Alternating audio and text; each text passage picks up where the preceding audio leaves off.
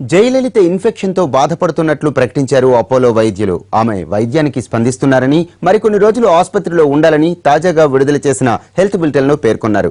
జయ ఆరోగ్యం గురించి సమాచారం అందించాలంటూ మద్రాస్ హైకోర్టులో ప్రజా ప్రయోజన వ్యాజ్యం దాఖలైంది. జయలలిత ఆరోగ్యం బాగానే ఉందని, స్థానిక సంస్థల ఎన్నికల గురించి మంత్రులు, పార్టీ నేతలతో ఆమె చర్చిస్తున్నారని పార్టీ ప్రకటించింది.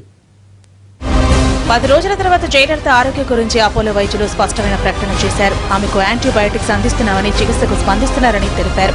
అమ్మ త్వరగా కోలుకోవాలని కోరుతూ అభిమానులు, కార్యకర్తలు పూజలు చేస్తున్నారు.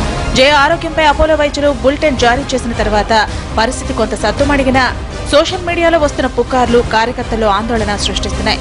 జయలలిత ఆరోగ్యం గురించిన సమాచారం బహిర్గతం చేయాలంటూ రామస్వామి అనే సామాజిక కార్యకర్త మద్రాస్ హైకోర్టులో ప్రజా ప్రయోజన వ్యాజ్యం దాఖలు చేశారు.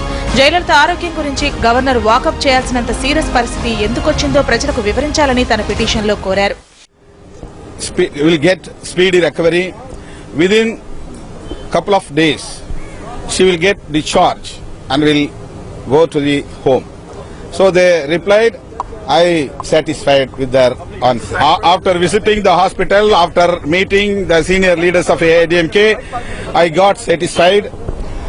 Our Honorable Chief Minister will get.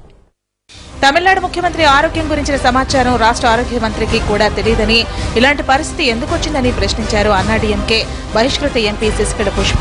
Jayalalithaa ఆరోగ్యంగా ఉన్నారని, త్వరలోనే ప్రజల్లోకి వస్తారని ప్రకటించింది అన్నాడీఎంకే. ఆమె పార్టీ నేతలతో స్థానిక సంస్థల ఎన్నికల గురించి చర్చిస్తున్నారని వెల్లడించింది. చెన్నై అపోలో ఆసుపత్రి వద్దకు కార్యకర్తలు భారీగా వస్తూ ఉండటంతో పోలీసు భద్రతను పెంచారు.